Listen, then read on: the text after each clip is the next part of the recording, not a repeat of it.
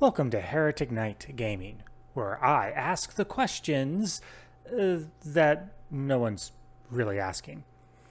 And the question I want to ask today is, what on earth are they doing with the story in Diablo? So, okay, a little bit of background here. I've been waffling back and forth on whether or not I want to get Diablo 4 for a variety of reasons. While I enjoy the action RPG formula, I'm not particularly hyped about playing one right now. And I really did not like what they did with Diablo 3 in terms of story.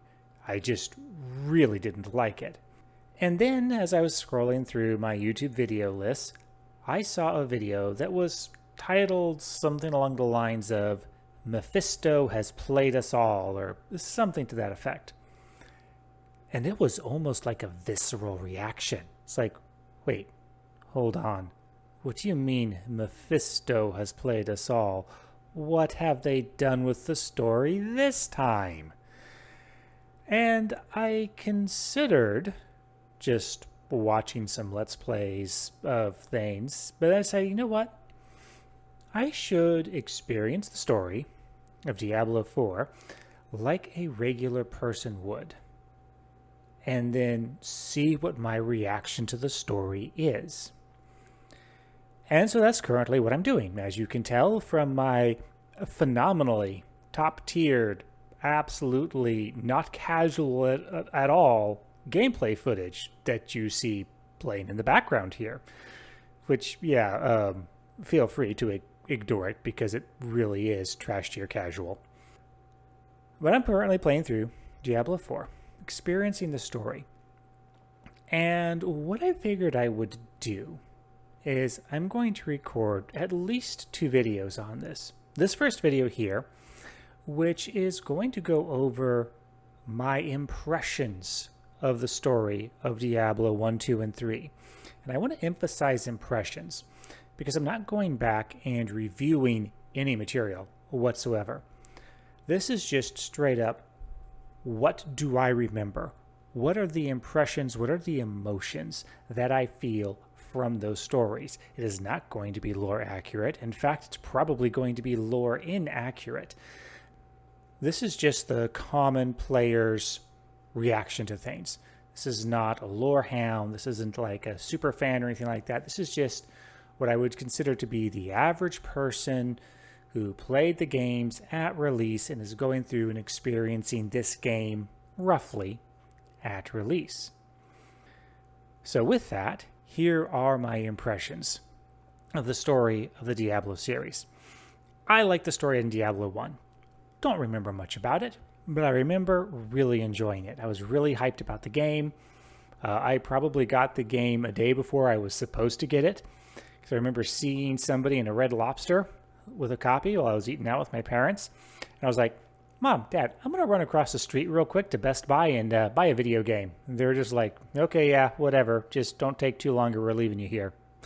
So I ran across the street, went into Best Buy. They didn't have the copy. Asked the guy at the counter, like, yeah, no, that's not out yet. And I'm like, yeah, no, I know it is. I just saw somebody with a copy. Can you go check the back? I am pretty sure he was not supposed to check the back, but yeah, he couldn't be bothered. And so he went back and got a copy and sold it to me. I was like, yes, score.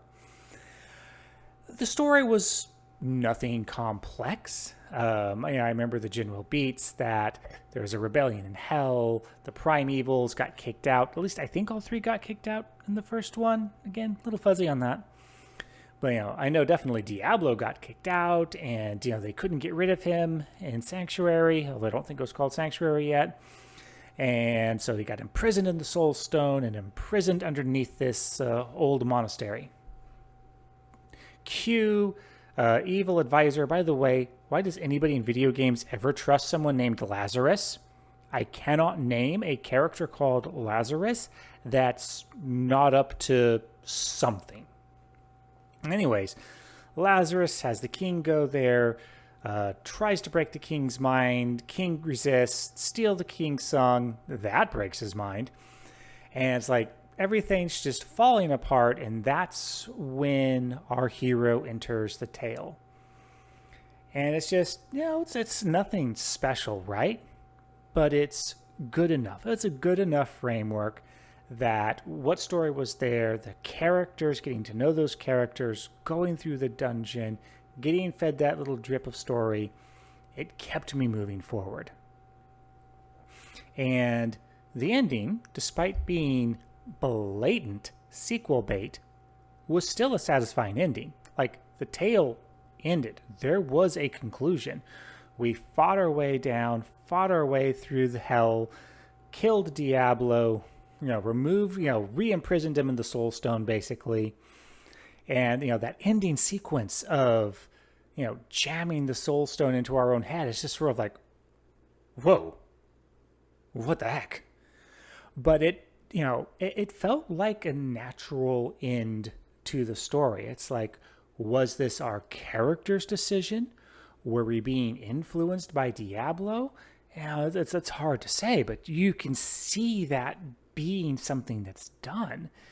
And it gives a satisfying ending to the story, despite the fact that, it's pretty blatant sequel bait. It's like, we'll either be playing as the hero, or we'll be trying to play against the hero in Diablo 2 because they've been overwhelmed by Diablo. Spoiler alert, that's exactly what happens in Diablo 2. Now, my overall impression of Diablo's 2 story was that I liked it, but I do remember there being a little bit of eyebrow quirking going on with some of the retcons. I don't really remember feeling like there was a whole bunch of it, but the fleshing out they did of the Herodrum and the Soul Stones and angelic involvement kind of felt a little sort of like, this doesn't completely mesh with the first game, but whatever. We're reaching a little bit of Saturday morning cartoon villainy with the primevals in terms of their complicated schemes going as planned. But, whatever. It worked well enough. I remember especially the framing of having the story being told from the viewpoint of this poor, broken man who accompanied Diablo through all of these adventures was just an excellent framing device. Not that I used those words back then. And I just in general remember enjoying the story. Nothing really particularly leapt out at me as something that didn't make sense. And it was just, it was okay. I enjoyed it. Now, my opinion on the expansion to Diablo 2 is a little bit fuzzier. This was about the time that I was kind of like getting out of wanting to play action RPGs.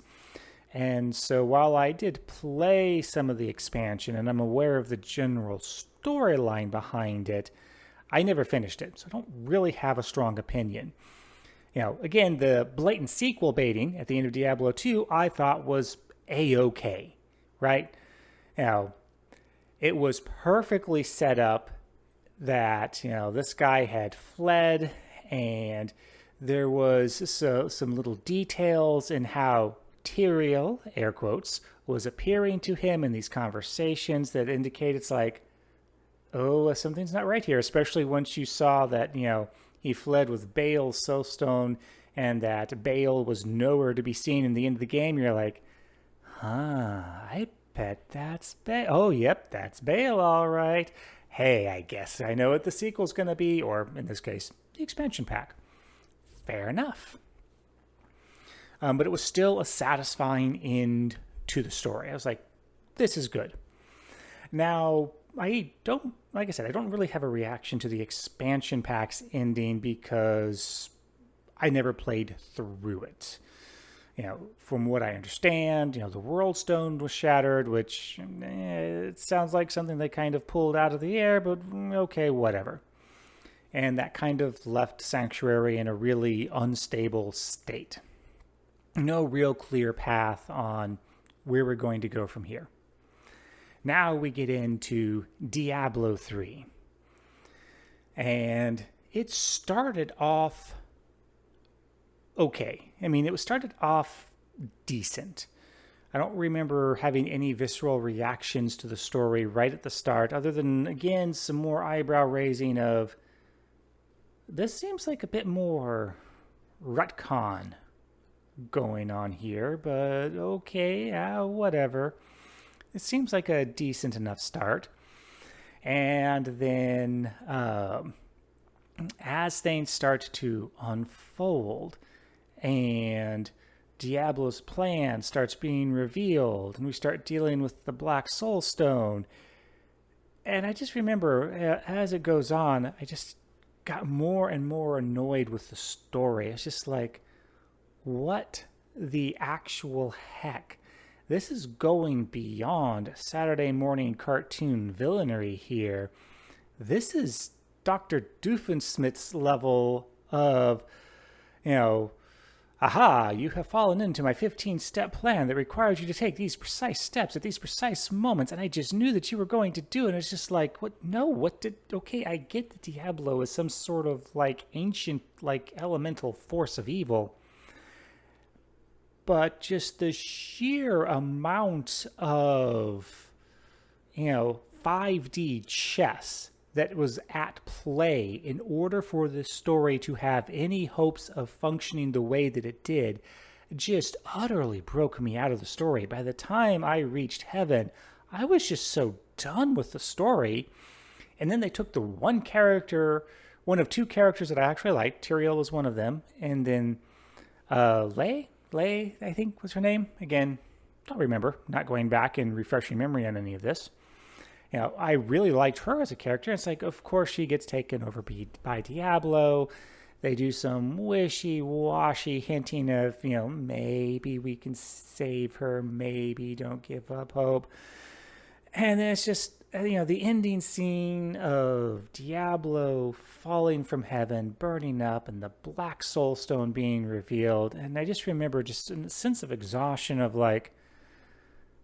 we're gonna have to deal with that, aren't we? And it's gonna be part of some grand scheme plan, isn't it?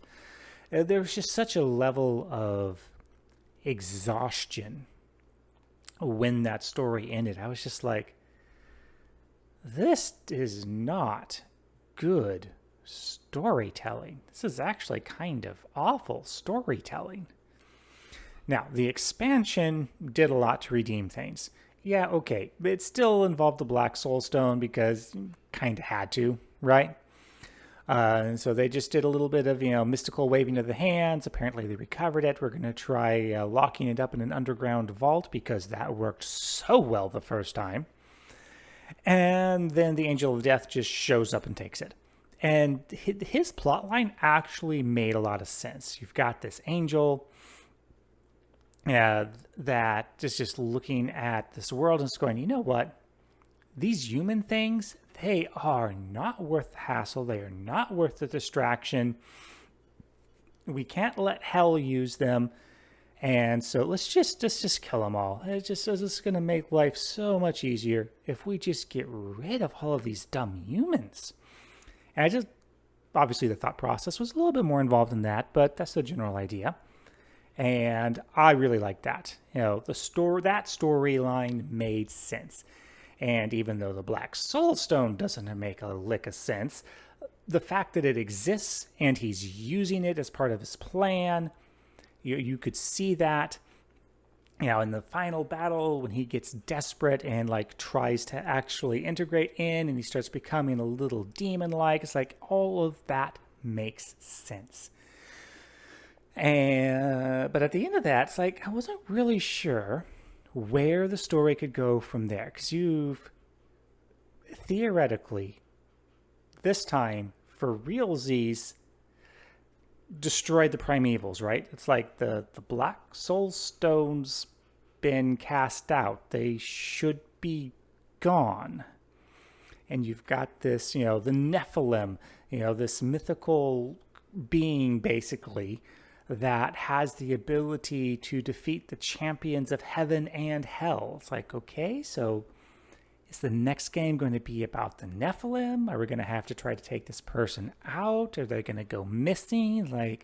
What's going to go on here?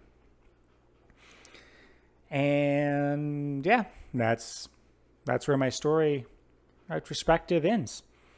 I just did not like Diablo 3's story at all. I thought it was the worst kind of retcon. The 5D chess, in order for everything to work, didn't make any sense. Just the way they treated some of the characters in there, it's just like, yeah, no, it was not good storytelling. Yeah, gameplay was okay. Reaper of Souls made the gameplay a lot better. And that's where things stand right now. I'm currently playing through Diablo 4. Once I'm finished with that, I'll have my video essay on how that gameplay impressed, or how that story impressed me or didn't impress me. And we'll go from there. And depending on how these two videos do, whether or not there seems to be at least some minor interest on the internet for me to continue, I might actually go back and replay through Diablo 1 and 2 to refresh my memory of how the story actually is. But that is potentially a video for another time. Thank you very much for listening to me ramble on about questions that nobody's asking. If you enjoyed this video, the like button is right down there. And if this just annoyed the heck out of you, well, dislike button's right next to it. Until next time.